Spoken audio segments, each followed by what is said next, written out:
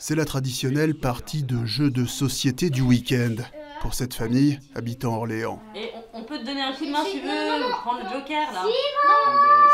Trop tard. Annabelle, Emeric et leurs 4 enfants aiment ces moments de détente et de convivialité partagée qui, au besoin, peuvent faire baisser les tensions. Oui, ça aide beaucoup. Parce qu'après, on est beaucoup plus calme. Enfin, on a un peu oublié la dispute d'avant le jeu, s'il y avait une dispute. En fait, si on se met par exemple en équipe avec la personne dont on s'est disputé juste avant, on fait quand même quelque chose d'ensemble. Donc, faut pas bouder dans son coin si on est en équipe, en fait. 3 x 10, 30. Et si là, ça rigole de bon cœur, moins d'1 heure plus tôt, les frères et sœurs se sont disputés autour d'une sombre histoire de fléchettes. Et alors comment vous avez résolu ça? C'est moi, on a dit celui qui fait le plus grand chiffre. Le plus gros chiffre aux fléchettes, avec Il une fait 50 et il a fait 12, elle a fait 9, ils ont fait 1. Ah, et donc ça s'est réglé? Ah oui. Bon, une dispute s'est réglée. Et tout seul, bravo, parce que c'est beau de voir dans une famille que des disputes arrivent à se régler sans que les parents interviennent dans le conflit. C'est pas toujours spontané. C'est pas toujours spontané, mais pour les adultes non plus en fait, non. Et c'est vrai que c'est chouette.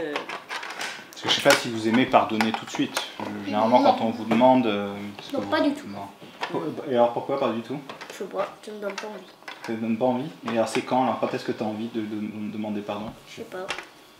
Faut que ça vienne, faut que tu aies un peu de temps tout seul. Ravaler son orgueil pour faire la paix, c'est loin d'être toujours simple. Alors quand ça coince, Emeric et Annabelle ont une petite astuce qui aide parfois. Demander pardon lors de la prière du soir en famille. La prière en famille le soir, c'est une vraie demande de pardon. Mais c'est souvent plus facile de regarder Jésus là, de regarder la croix, et puis de dire avec les autres autour, bon bah je demande aussi pardon, et d'essayer de marmonner quelque chose. Mais voilà, ça permet aussi de le dire. Et en tout cas, de s'habituer à être capable de demander pardon. Oui, pour la prière familiale, on ne dit pas forcément quelque chose qui a rapport avec Dieu. Par exemple, pardon Jésus parce que j'ai frappé Maxence. Et du coup, en même temps qu'on dit pardon à Jésus, on dit à moitié pardon à notre frère en fait. Autre moment privilégié pour enterrer la hache de guerre quand c'est nécessaire, les repas. À table, Emeric et Annabelle aiment rappeler à leurs enfants que chacun est artisan de paix. Être artisan de paix, je trouve que ça redonne le cap sans être moralisateur en fait.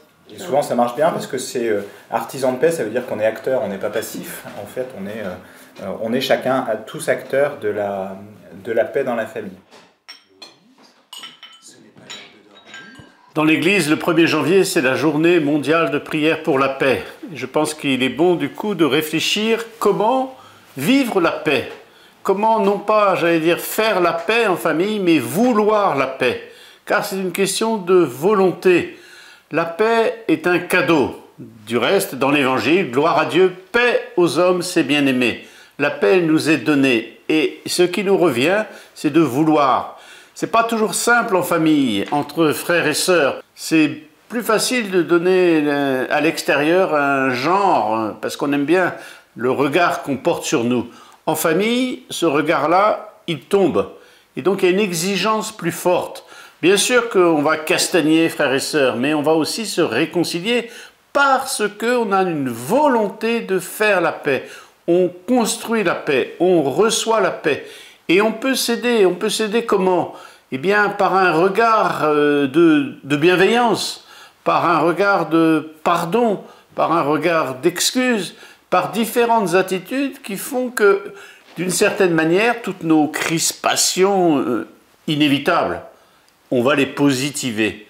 Et ça, je crois que c'est très important parce que ça montre que ça vient du cœur. Ce n'est pas simplement une question, comme on dit, de bonne éducation, mais c'est une question qui vient du cœur et qui, du coup, est solide. Et la famille, c'est la fraternité entre frères et sœurs, c'est une école de vie. Et ça s'apprend en famille. Alors, à l'extérieur, on découvre que c'est possible. Mais avant tout, c'est dans la famille. Pourquoi? La première chose, c'est qu'on ne s'est pas choisi entre frères et sœurs. Quand on est dans la cour de récréation avec les amis, on se choisit. Là, on se reçoit mutuellement. Et bien, de même quand je reçois mon frère, ma sœur, je dois recevoir le don de la paix.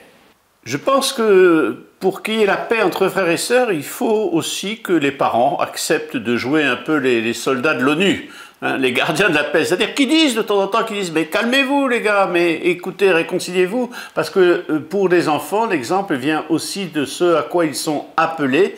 Et les parents savent que les enfants peuvent s'enflammer, mais qu'ils peuvent aussi s'apaiser.